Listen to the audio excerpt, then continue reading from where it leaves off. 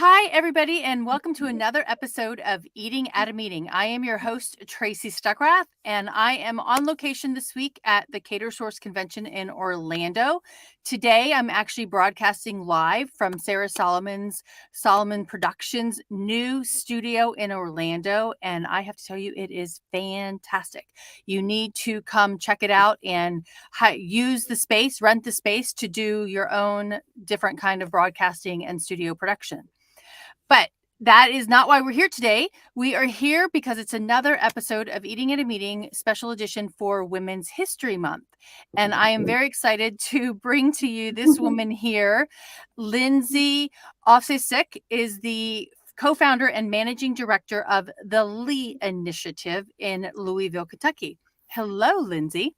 Hello. I'm so sorry. My door just opened and there's someone mowing the lawn. So. On the go. There we go. I'm doing well. Thank you for having us here. Oh, you're welcome. So I think I found you when I was looking through Fab and on Instagram, looking for women that are doing really cool things in the food and beverage industry. So I just wanted to highlight what you're doing and let everybody else know what you're doing, because I think it's fantastic. Oh, thank you so much. We are incredibly honored that we get to do this work. Well, so tell us what the Lee Initiative is.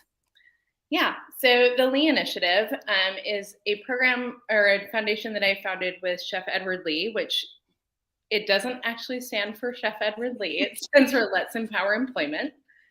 And we were founded during the wake of the Me Too movement, really hitting our industry very hard. That was November of 2017 when, the media was shining a light on the experiences that women were having within the restaurant and hospitality industry. Mm-hmm. And it was painful. This is an industry that Chef and I are both raising our family in. And we, it was abhorrent. And there's nothing more to say about that except for, we saw it hitting the industry and saw it in the media. And we had a lot of people reach out and say, like, what is your reaction? And for us, as people that work in restaurants, and I'm sure that most people can connect with this, like, you see a problem, but you don't want to address it until you have a solution to said problem. Right. These stories were important. These were, things that people were facing within our industry, and their job was to tell the story. And as bystanders and people watching it, we felt like it was our job to try to help and make a difference. Edward and I were sitting I was the longtime GM of 610. That's probably a good point of reference. His restaurant here. And, he was like, as a woman in the industry, like, what is your reaction? And it's like, obviously, like, this is awful. But for me, that was not my story. That was not the experience that I'd had in the restaurant industry. Mm-hmm. And so we spent a very long day talking about why it happened. And the only reason we could land on is because your microphone went out. Oh, there we go. There we go. Okay. Yeah. What we landed on was, at the end of the day, I had worked for women. I had never worked in a restaurant that didn't have women in leadership roles. Wow. Which is unusual in some sense. It is very unusual. Yes, when I was like a teenager, I, worked in restaurants that did not, but like in my professional career, I had worked for women leaders. I had both of my children in this industry who were 7 and 9, but I had a 6-month maternity leave. I was accommodated in everything that I did. And I, to this day, still believe it's because I worked with women who knew exactly how hard it was going to be for me to do this and wanted to support me and really believed in women being able to work in this industry and still be parents and still have lives that they wanted. And so we decided in November of 2017 to start the Lee Initiative, which was a mentorship program for women in culinary, where we pair young chefs with women mentors that have risen the ranks from line cook to chef to owner to, James Beard award-winning cookbook authors. It's all across the board. And that was, staging is the way that you move up in the restaurant industry. Staging works for like one group of people who can afford to move to New York or LA and work for free. And so we founded this program, and that was our contribution. We, became a 501c3 in January of 2018, and we announced our first class of mentees in March. Wow. So it was a very fast-paced time. Yeah. And part of that is too, I had never launched a nonprofit before, but I was able to reach out to nonprofit leaders that were all women across the state of Kentucky and ask for help. And one thing that was very clear to me is if you ask women in leadership for help, they will typically say yes and make time for you. That's fantastic. And and there are some situations where it's not necessarily that way too, because it is sometimes cat fights, right? Or I have not experienced that as much. I think that one thing that is interesting about the culinary community, especially women who are leaders in the culinary community, is we are small but mighty. And I lean to elders. I lean to women who had been in this industry for 30 years, and they had done this, and they wanted to support women that were up and coming within this industry because they did not have that. Right.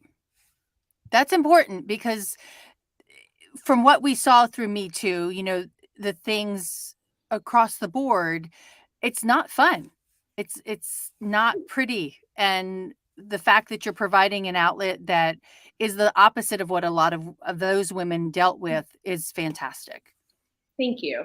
And I am honestly never asked a woman to be a mentor in our program and had them say no, which is reaffirmed like the amount of support for women who are in this industry to, always reach out and ask someone. They will typically say yes. If they don't, ask the next person. But something that is very special to me in the hospitality industry is how, women who are leaders in this industry treat it exactly like they do a service. They are here to help and support and to provide care.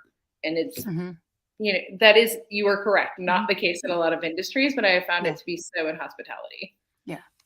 Well, and as being in the hospitality industry from the event planner side, my one of the assistants that I used to work with, she's like, you're everybody's mama, because that is like, because you are taking care of, and hospitality is taking care of other people. Yeah. And I think that rings true with what you're doing. So I get called mom a lot. Do you? I do. I am, to be fair, a lot of our mentees are like in their 20s and 30s. Some of them do have children, but a lot of them do not. And they're like, Mom. So how many women have gone through the program, and can you talk about the programs that you have within the Lee Initiative? Yeah. So Women in Culinary and Spirits program was our founding program. We started with 5 women, all from the state of Kentucky.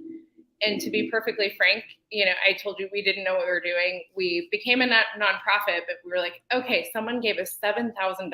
We're going to start this program. And we were able to bring 5 women in, and the first year was incredible, but it was small. And we saw the impact that it was making. We were able to tell those stories. We were able to make the program larger. We are currently at 33 mentees that have gone through the program. I know, it's amazing. I can't believe it. And we're about to announce the next 7 women that will go through the program as well.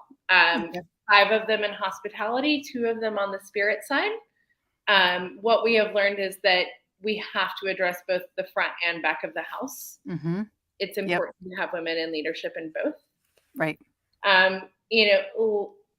It sounds really weird to say, but during the pandemic, we grew. And that was because we were with our 3rd class of mentees at Maker's Mark. Beam Centauri is one of our founding and largest partners. And we were there making a barrel of bourbon, which is the first thing that we do with our mentees. And everyone got a call that said effectively, like, you don't have a job anymore. That's the governor had shut down the state of Kentucky. And then, it trickled around the I think we were actually one of the first, I think, oddly, which is not a normal Kentucky thing. We, I called Edward and he was like, what are we going to do? I'm like, I don't know, but like we had done direct aid feeding before whenever there was a government shutdown for TSA workers. So we had a little bit of a blueprint. We also knew that our restaurant was filled with food and every other restaurant was too. Mm-hmm. And we had a bunch of chefs that were here and we had our staff and we did not want to let them go. So we went to our partners and said, can you help us to start a feeding center? We opened our feeding center 2 days after restaurants shut down and put up a post on Facebook and Instagram. And we're like, hey, we're going to have food and diapers and formula and like these things that are essential to life. And you can come and pick them up. Well, we did not know what the response would be. And we created an entire traffic jam in Old Louisville. Wow. We were out of food in an hour. Wow. Yeah. It was like 300 or 350 families. And our partners at Maker's Mark are not just partners in funding. They actually came and they were like boots on the ground. And they're like, okay, this is not just happening in Kentucky. It's going to happen all over the country. You know this.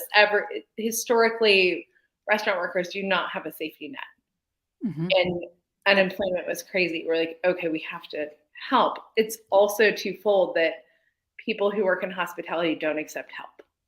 Mm-hmm. They won't do it. And so we're like, okay, we have to make this joyful and fun. So we had our chefs create beautiful meals that they would serve in a restaurant. And we did food pickup. Through our partnership with Maker's Mark, we were able to extend that to 21 cities across the country by using their marketing budget to support the industry and the people that had always supported them. Wow. Fantastic. And after COVID, we were feeding 1 million families at a time. It was, wow, again, an honor to be able to do it. And one, after COVID and we were like, okay, we're ready to do our next class, we felt the need to expand nationally and make sure that we had a larger program. So that is when we expanded to 15 women in culinary and then added the spirit side of things. We also started a farm reboot program, which is where, we went to our partners and said, what is going to help you reopen? And a big problem for them is, we've been hurting this entire time. We have always sourced locally. We have worked with these farms. They donated to our relief centers. They're now hurting too. It's planting season. Mm-hmm. And we don't want to have to backpedal and go back to commodity food. And so we, infused $1 million into the farm economy with direct grants to create credits for restaurants to order from. Mm-hmm. As they opened, it was a credit. To make sure that we didn't go back. It right. took a long time to get that farm to table movement to work. Mm-hmm. It's also when we partnered with Southern Restaurants for Racial Justice. They're incredible founders. Some of them were mentors for us. Ann Quatrano, Sarah at Little Tart in Atlanta, Lisa Donovan. They had this incredible program after reading about PPP loans in the US and the disproportionate amount of African American and Black-owned businesses that receive them. And mm-hmm. so we partnered with Heinz and we're able to do $1 million in grants to Black-owned businesses that did not receive wow. PPP loans. So that was born out of it. And it's like, for us, it's like strange to talk about because the pandemic was very hard on all of us. It was very hard on this industry, but we were right. able to grow in the amount of support that we could give. And a lot of that, I think, relates back to people realized how much restaurants are important to them. Mm-hmm. Yeah.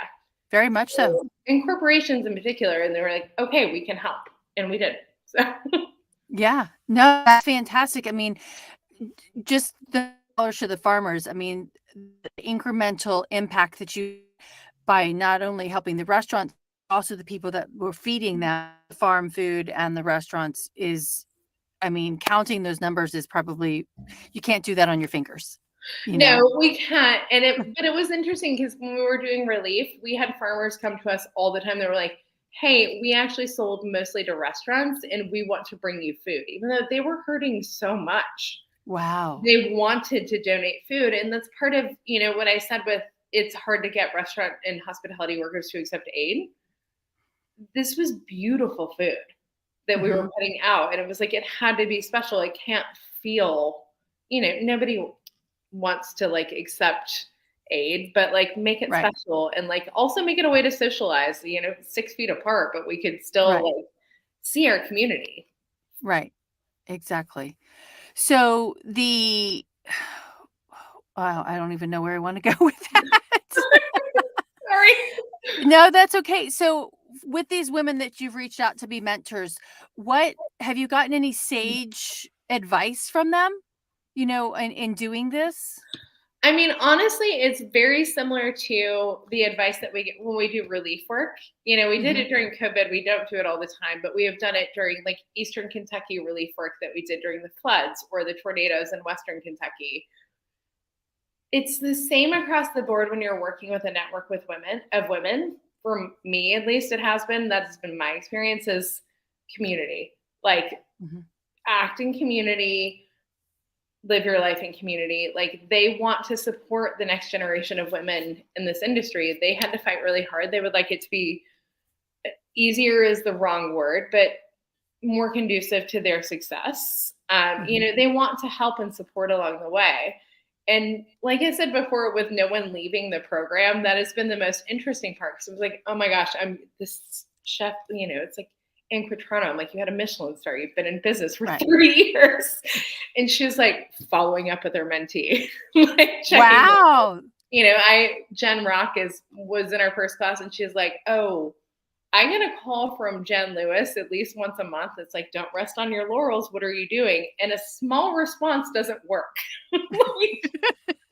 She would like an overview on what your plan of action is. And it's incredible. Wow. It's kind of like mean mom, but like it's great because it's not mean. It's just like, I love you and I care about you enough to like really invest in your future. And I didn't expect that.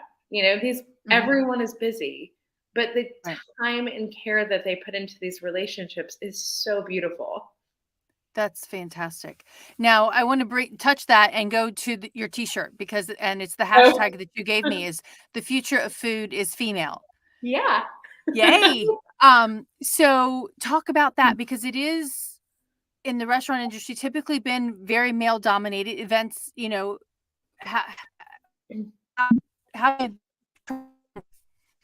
how do we for you're cutting out for me, but okay. Oops. Oh, are you there? Yeah, I can hear you now. Okay. So how do we use that the future of food is female even more? So for me, forgive me, Our Mother of Perpetual Hunger by Lisa Donovan is like one of my favorite books. And I was on a 7-hour car drive yesterday. So I like re-listened to it.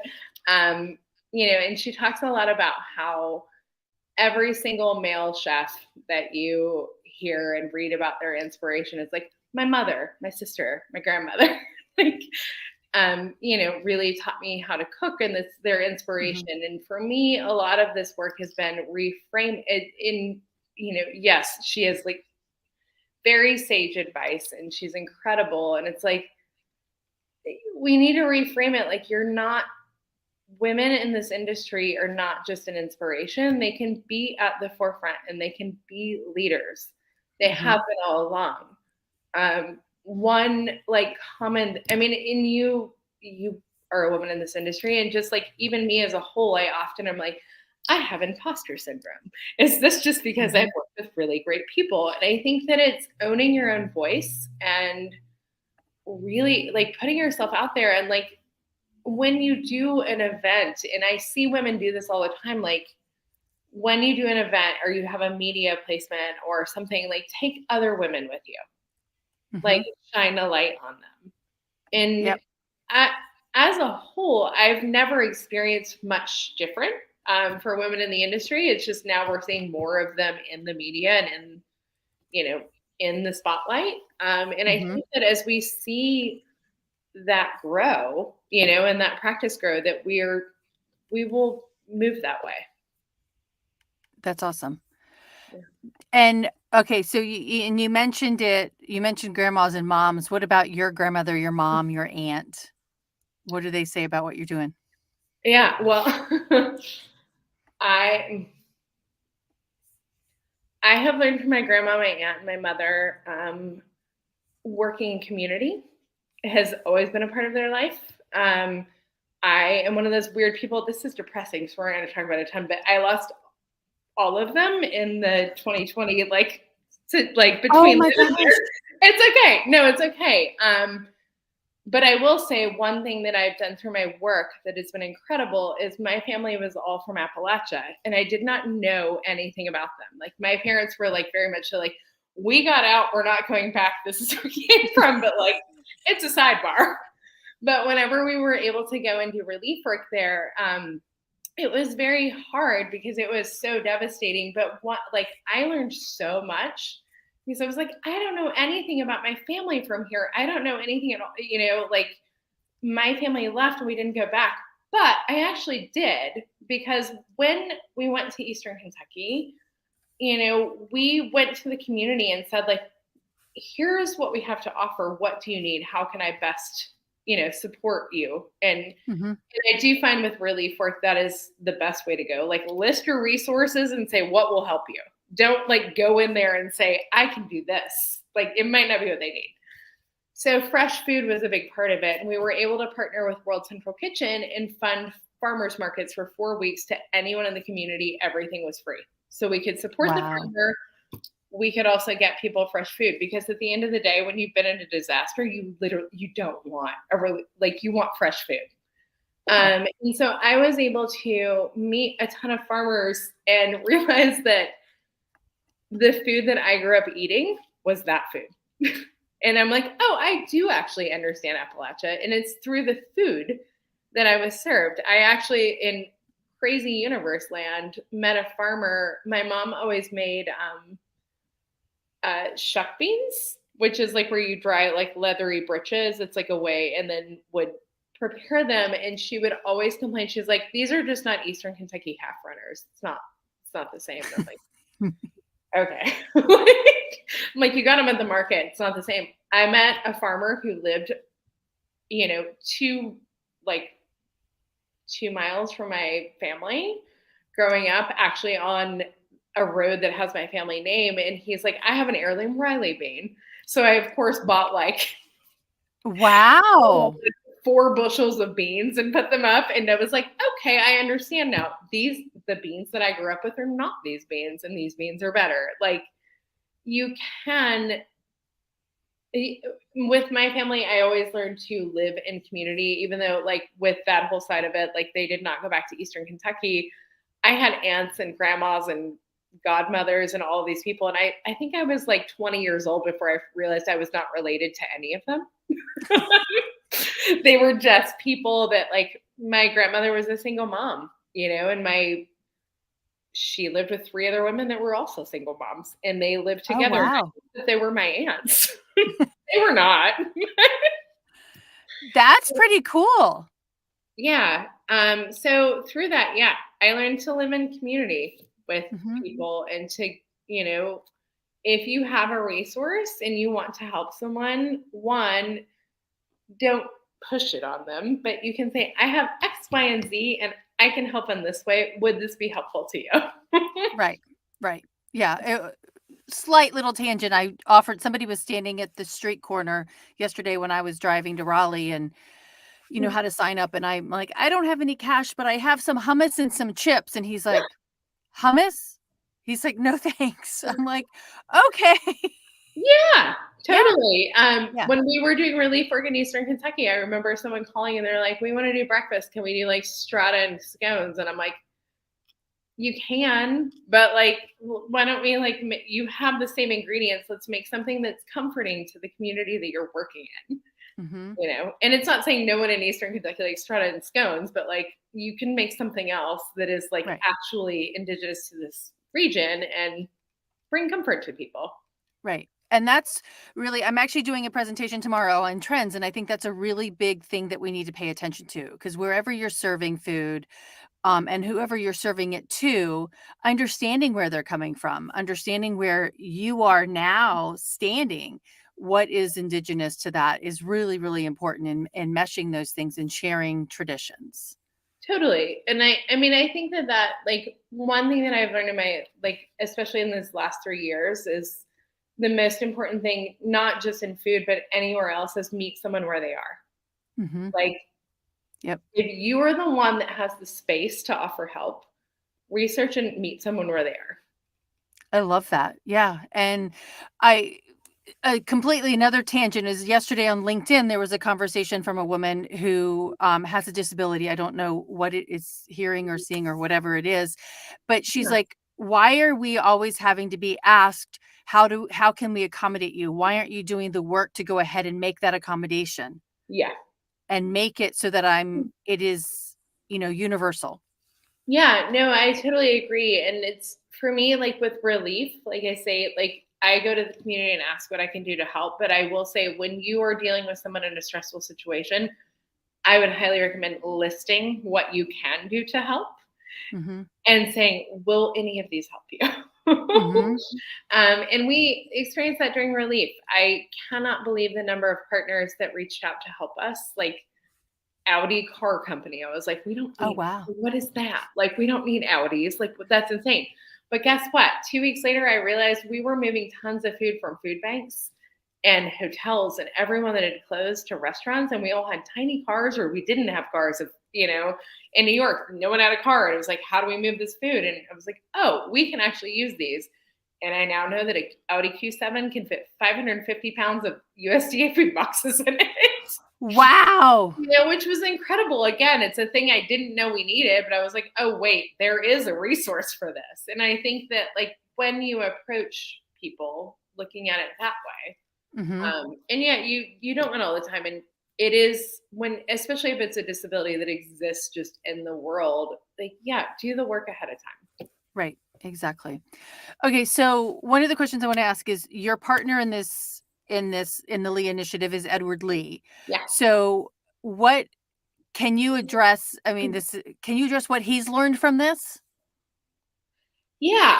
I mean, honestly, like I said, when we started the Lee Initiative, he came to me in the office and he's just like, Jesus Christ, like, this is awful. Like, what is different? Like, why, like, what can Mm-hmm. I do to help?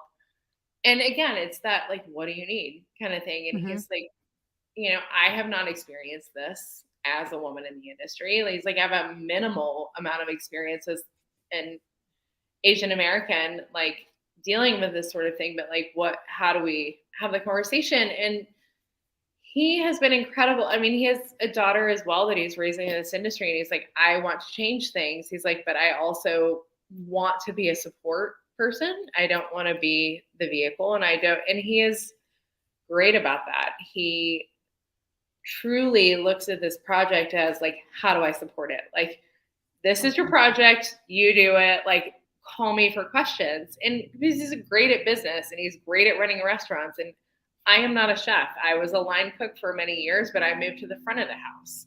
Mm-hmm. So he is truly a sounding board and a support person. And then if I have a partnership where I'm like, can the celebrity chef please go forward and like do this thing as, an asset for someone to help us? And he's always there to do it, which is incredible.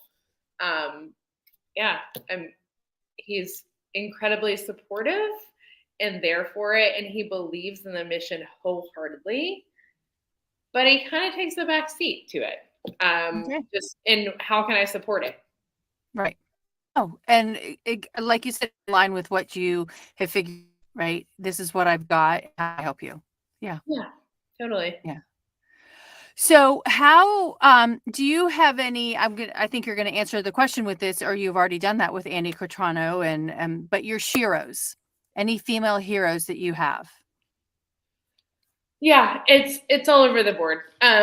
the women that volunteer in our program to be mentors I owe them a debt of gratitude, and just that they, I know what it's like to run a restaurant. I know what it's like to be the person that everyone comes to, and they have, without hesitation, always risen to the occasion and offered their time. Anytime I've offered like a stipend or an honorarium to anyone, they're like, just donate it back. Because they really, and that's not necessary for people, but they really truly want to, they're like, when I leave this industry, if there is not a woman to succeed me, like I don't, they pay it forward all the time. So every chef mentor in our program, and they vary to women who have had restaurants for 30 years to women that are like 3 years into business, and they're all invaluable assets. And their knowledge is brilliant. You talked about Fab. Randy Weinstein is definitely one of my heroes. I'm like, you dedicated your life to creating this beautiful space for people to really come and learn. And we were actually able to cut out our entire, like, I don't want to plan educational thing, like all, that side of the business model. And I'm like, what, we can cut it out because Randy has done all of this work. We can just sponsor every mentee and mentor to go to this. Wow. We do every year. We go to Fab with all of our mentees, and it's always one of their highlights. And just taking space to, be with other women and to be, not only share stories and knowledge, but just be in community with each other. Right. Just again, is where we always focus, is community. And I think women have been at the core of that too, through the course of history too. Oh my gosh, always. I've become obsessed with listening to MFK Fisher again, and I'm like, oh yeah, here we're like, it's women living in community and really staying true to healing people through food. Yep, exactly. And as we sit down and we break bread with somebody, literally or figuratively, that's what draws everybody together. Yeah. What have you had any obstacles, with this project or through, you haven't had the purpose of the Lee initiative. You actually haven't had any obstacles yourself, as you've said, but has there been anything that you've really needed to tackle? Yeah, and we're actually oddly doing that right now. So a lot of things that we've experienced is once women go through the program and they work with their mentor and they go back to their place of work, there's a way to get them into a leadership role, but like getting to ownership is a very different thing. It's, then you're looking at a whole other side. It's not just the numbers, it's investors and pitching and all of these things. And so we don't have a ton of info about it right now, but we're opening a restaurant in DC this fall. Okay. And it is a collective leadership model in a research restaurant to try out all of these theories for, it's twofold. It's women in leadership and collective leadership models going against the brigade system, but also it touches on it's environmentally sustainable. I just built out a restaurant with no gas lines. It's crazy. Oh, wow. But it's about sharing that information and knowledge. So all of it, we're partnering with universities and research students to collect all the data and create a roadmap. Because our biggest obstacle, I will say, is like going to restaurateurs and it's like the mentees here and they want to do this. And it's, at the end of the day, independent restaurateurs are not wealthy people. It is hard to leverage your livelihood for something that is going to be more expensive when there is no roadmap. And in the US, we do not do research for independent restaurants. We do them for corporate chains. We do them, we do independent restaurant research out of Denmark, which is also awesome, but it doesn't translate a lot of the times.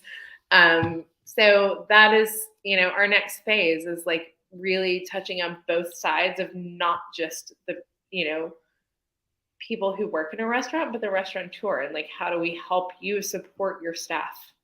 What is the real data? How do we have numbers that can show you how this can be sustainable and how, we can make this work together? That's very cool. I do have my guest on Friday, Carla Ortiz, and I think this was after we were off the air, but she has a plant-based vegan restaurant in Puerto Rico, Oh, and cool. she has one stovetop with 4 burners, non-gas. She does 100 covers. So you need to talk to her. I know. I'm going to talk to her because Yeah, it is yeah. hard. Even the equipment companies are like, we don't have a lot of data on how much power you need. So Yeah. Yeah. And she does it in Puerto Rico, which has up and down power. And yes. yeah. No, I Yes. will definitely reach out to her. Yeah. Will you be at Fab this year? I will not. I am planning my dad's reunion from Marine Corps Basic School that week. 58th reunion. Oh, Yeah. congrats. Yeah. That's awesome. Yeah. They graduated from Marine Corps Basic School and went to Vietnam. So yeah. It's a big important day. Yes, it is. Yes, Yeah. it is. So, what did you want to do this when you grew up? When you were little? What did you want to be when you grew up? Oh my God, it's so funny. I actually wanted to work in international adoption, and I don't like, this is so ridiculous. I think it was like some PBS show, and I was now like as an adult, I'm like, wow, that was really a skewed view of what's happening in the world. But that is what I wanted to do. I studied history, and then I was like, I have worked in farming and distribution. I was a buyer for a like natural organic health food store. I always kept coming back to the restaurant industry, oftentimes to supplement my income, like as a server. And it's always been something in hospitality and touching on the food space. I did have a brief stint where I was like, I want to be a farmer. And I'm very lucky to have a partner that was like, wow, way to romanticize that. Go like leave your job and go work on a farm. And I did. I went and lived in a Mennonite community.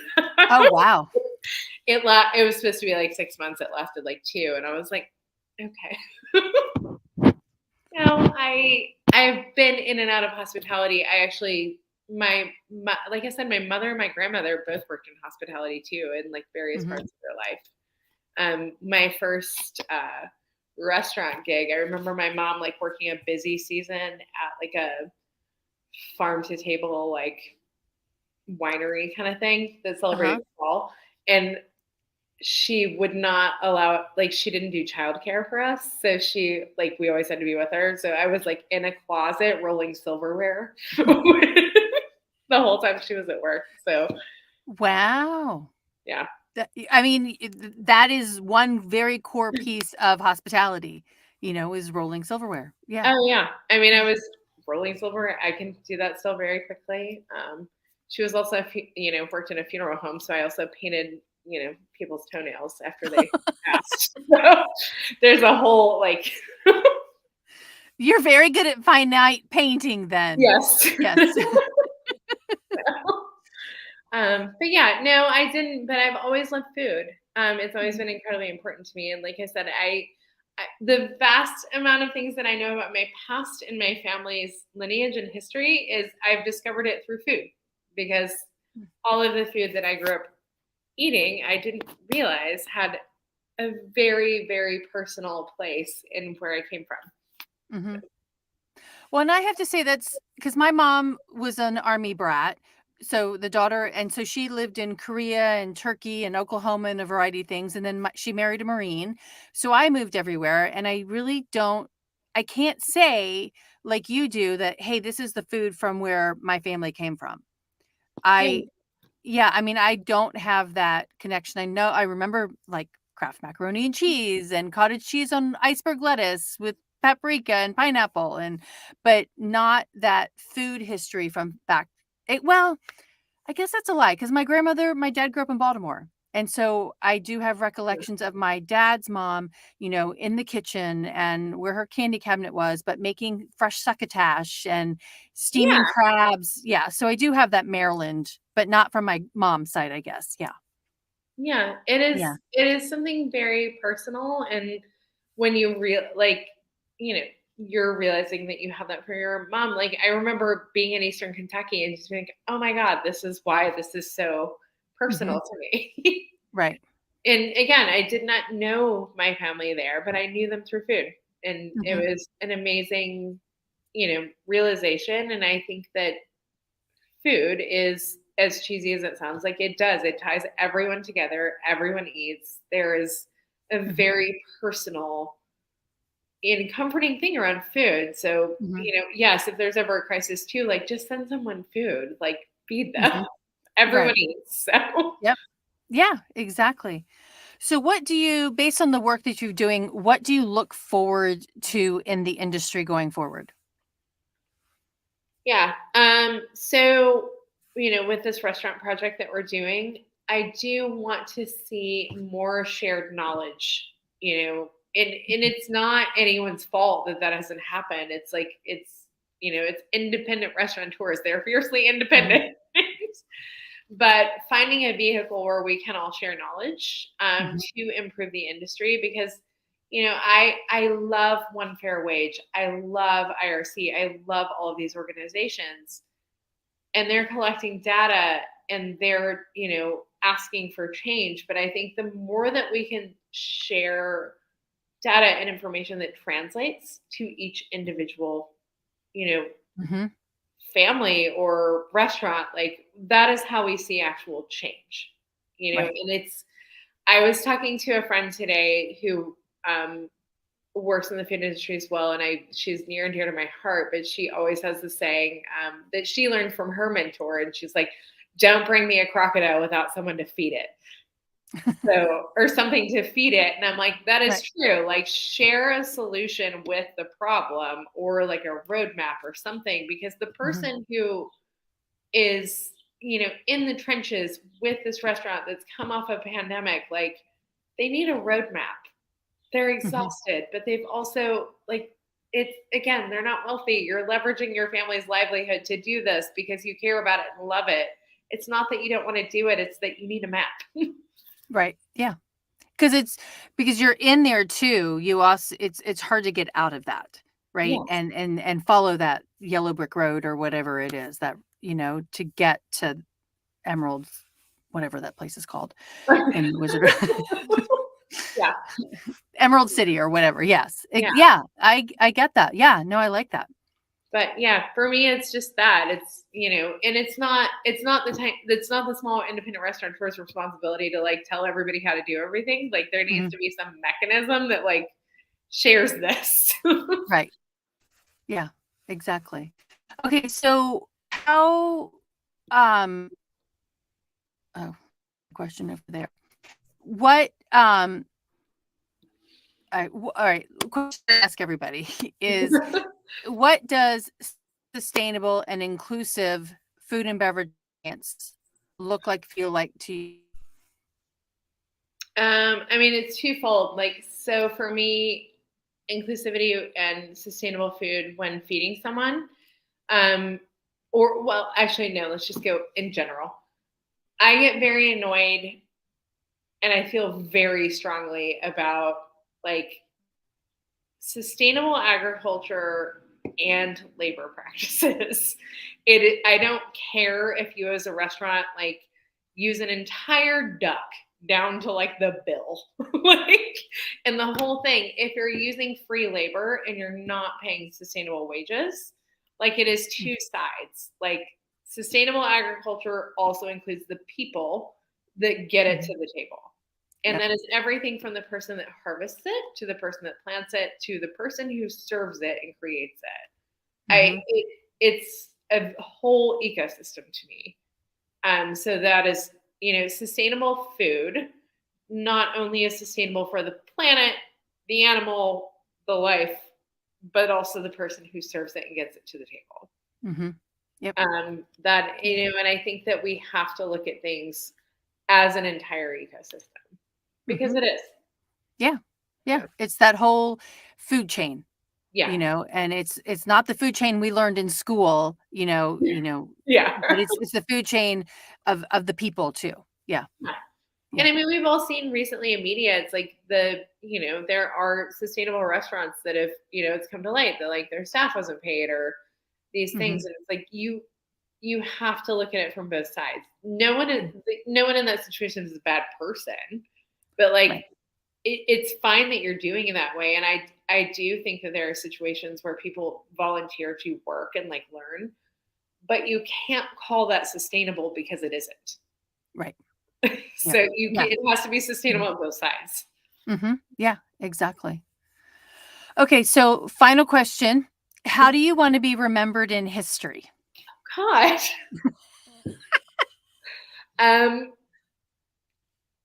Every time Edward and I look at some crazy thing that we're going to do, like our motivation is like, I would like to leave this industry better than I found it. And when my kids tell me I want to be a chef one day or I want to work in a restaurant, I don't want to like cry in a corner. For me, it's literally just leaving this industry better than I found it. I've, been in it for over 20 years and there are really great things about it, but that's it. Like just better. It's not going to be perfect. It never is.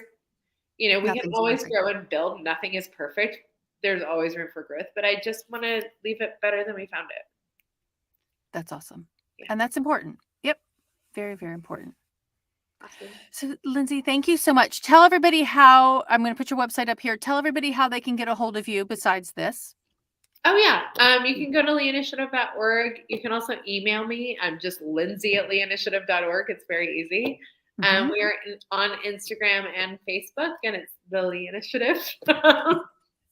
Easy. Not easy. No one can spell the word initiative, including, I was like, it's so funny because when I'm typing my own email, I'm like, initiative and restaurant are two words that I have to like spell out loud. I'm like, what have I done to myself?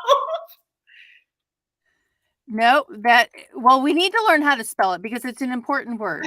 We all need to take initiative. Yes. Yeah. Okay. Oh, I just put it in there. Okay, cool. So everybody, Lindsay, thank you so much for what you are doing. I think it's so valuable. And if anybody listening knows any woman that wants to get more information and get into the industry, please reach out to Lindsay and the initiative. So the Lee Initiative, so that they can actually help them get mentored, by some strong women. Yeah. And I do want to say thanks to StreamYard and to Solomon Productions. StreamYard is the platform that I use and means I can take it anywhere I go and stream, with my guest, and then to Solomon Productions, which is whose studio I am in right now. So yay. And women helping women. So until next time, everybody, which will be on Wednesday, and I look forward to seeing you then. Stay safe and eat well. Thanks. Thank you. Lindsay, I'm going to talk to you in a second. Oh, yeah.